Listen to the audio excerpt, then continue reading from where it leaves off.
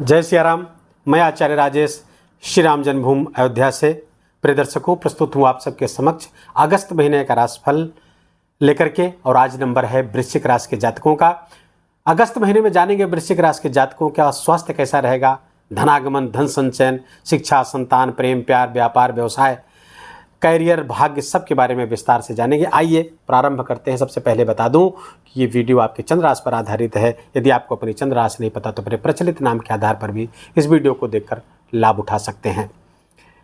आइए फटाफट पहले जान लेते हैं कि संक्षेप में ग्रहों की क्या स्थिति है वृश्चिक राशि के जातकों के लिए अगस्त माह में। तो सबसे पहले राशि स्थान आपका खाली, द्वितीय स्थान, तृतीय स्थान खाली, चतुर्थ स्थान पर शनि शश पंच महापुरुष राजयोग बना करके लगातार गोचर कर रहे हैं। 17 जनवरी 2023 से साथ साथ ढैया भी आप पर चल रही है। शनि वर्तमान में वक्री हो गए हैं, चेष्टा बल बढ़ा हुआ, स्थान बल तो बढ़ा ही हुआ है, तो इसमें बहुत बली है शनि। बहुत सावधानी भरा समय यहाँ पर होना चाहिए। पंचम स्थान पर आपका राहु गोचर कर रहे हैं, छठे स्थान खाली हैं और सप्तम स्थान पर देवगुरु बृहस्पति और भूमिपुत्र मंगल दोनों की बहुत शानदार युति काम कर रही है। बहुत अच्छा गोचर चल रहा है। देवगुरु बृहस्पति पहले से हैं, मई से प्रारंभ हो गए हैं और ये 15 मई 2025 तक यहीं पर विराजमान रहेंगे और बहुत सारे लाभ वृश्चिक राशि के जातकों को देंगे। भूमिपुत्र मंगल यहाँ पर गोचर करेंगे 26 अगस्त तक। 26 अगस्त के बाद वो मिथुन राशि पर आ जाएंगे। सूर्य 16 अगस्त तक आपके भाग्य स्थान पर गोचर कर रहे हैं, 9वें स्थान पर, और 16 अगस्त के बाद फिर 10वें स्थान पर दिग्बली होकर के विराजमान हो जाएंगे और 16 अगस्त से 16 सितंबर तक यही विराजमान रहेंगे। दिग्बली है, शुक्र के साथ में है, कला निधि योग बना करके बैठे, क्योंकि शुक्र यहाँ पर 31 जुलाई को यही विराजमान हो गए और यहाँ पर वो 25 अगस्त तक रहेंगे। तो 25 अगस्त तक बहुत खूबसूरत योग, 16 अगस्त लेकर 25 अगस्त तक ये कला निधि योग बनेगा।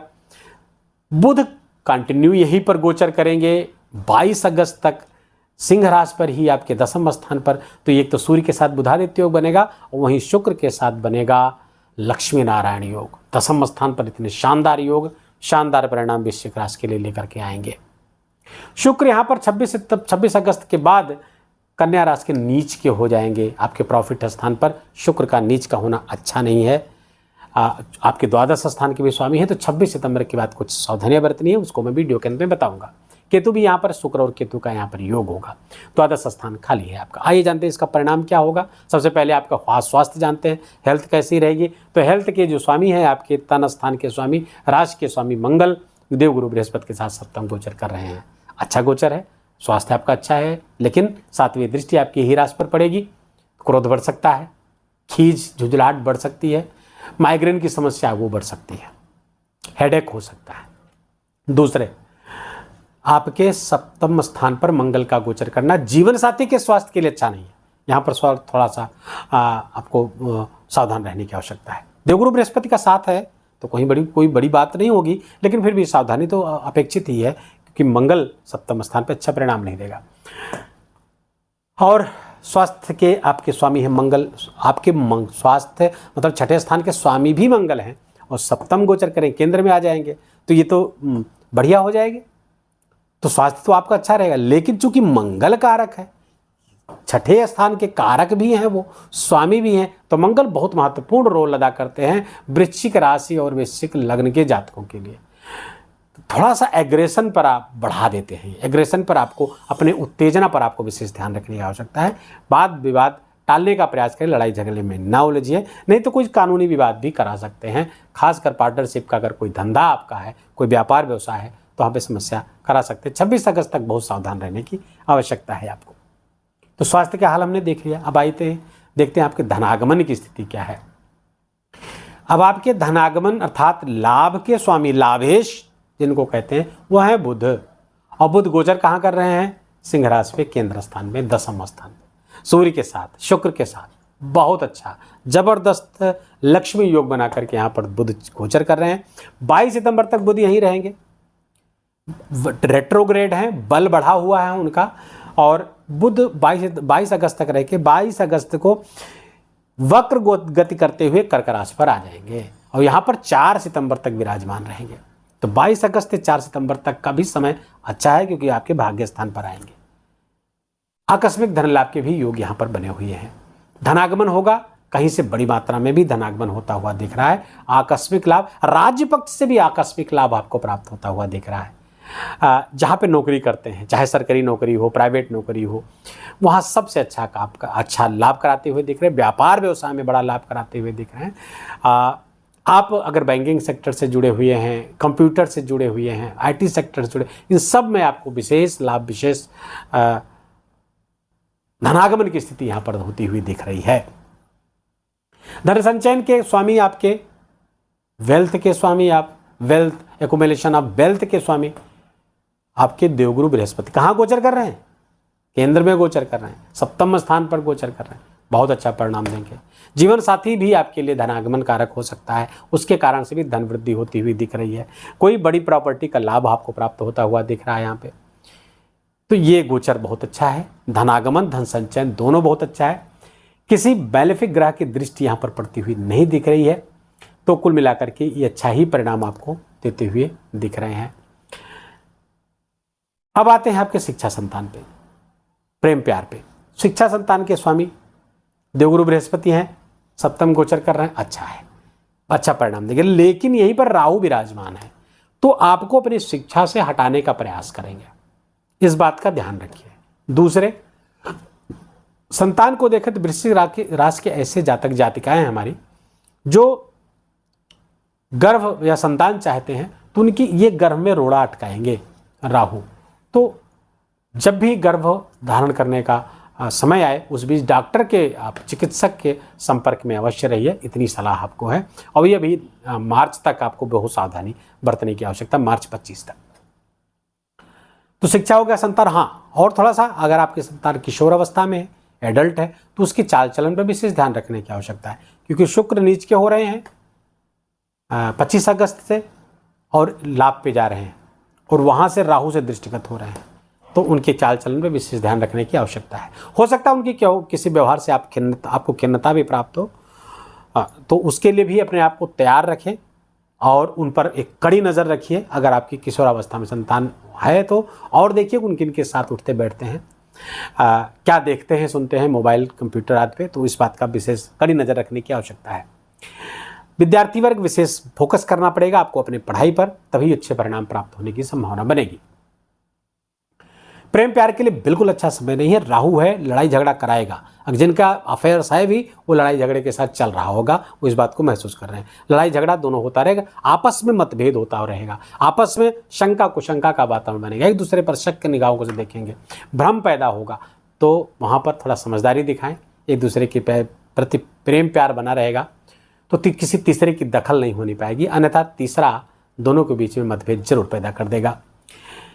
बात करते हैं गृहस्थ जीवन। बहुत अच्छा है गृहस्थ जीवन, गुरु यहाँ पर विराजमान है, अच्छा चलता रहेगा। लेकिन मंगल की उपस्थिति के कारण, चूँकि लग्नेश भी आपके हैं, जीवन साथी का स्वास्थ्य यहाँ प्रभावित होता हुआ दिख रहा है।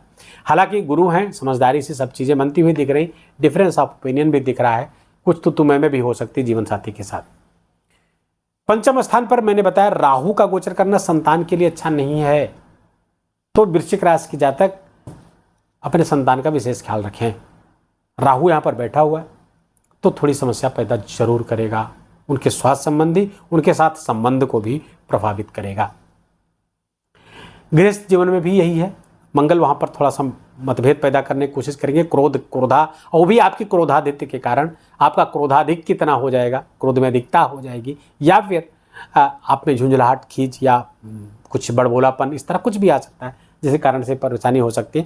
कुटुंब में भी कलह का वातावरण बन सकता है, क्योंकि यहाँ से 8वीं दृष्टि कुटुंब के स्थान पर पड़ रही है मंगल की, तो कलह का वातावरण 26 अगस्त तक थोड़ा सावधानी बरतने की आवश्यकता है। यद्यपि गुरु की संयुक्त दृष्टि भी मानी जाएगी यहाँ पर, जहाँ मंगल की दृष्टि जाएगी, तो गुरु उसको मैनेज करने का प्रयास करें। जैसे मंगल की चौथी दृष्टि आपके अपने दिग्बल वाले स्थान पर पड़ेगी, तो यहाँ पर सूर्य पहले से विराजमान है, मंगल की दृष्टि पड़ेगी, तो ये तो शुभ दृष्टि पड़ जाएगी, यहाँ पे बलाबल में वृद्धि हो जाएगी।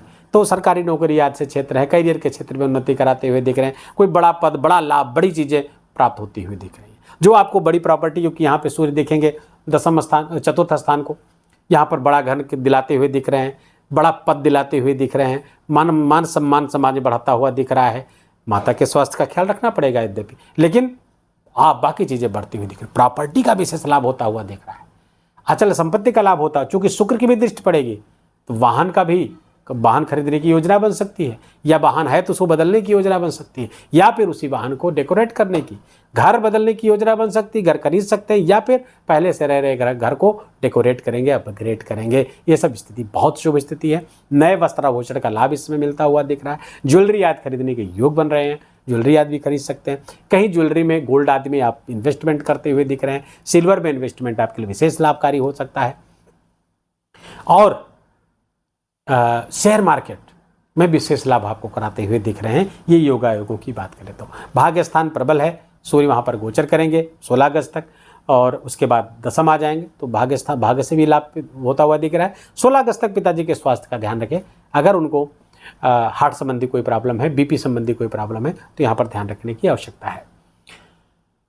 वृश्चिक राशि के जातकों के लिए मैंने करियर के लिए बताया, करियर में बहुत प्रोग्रेस होती हुई दिख रही, करियर में कुछ बड़ा होता हुआ दिख रहा है, कुछ बड़ी अचीवमेंट होती हुई दिख रही है, प्रमोशन होता हुआ दिख रहा है, लेकिन साथ साथ ट्रांसफर की भी तलवार लटकती हुई दिख रही है।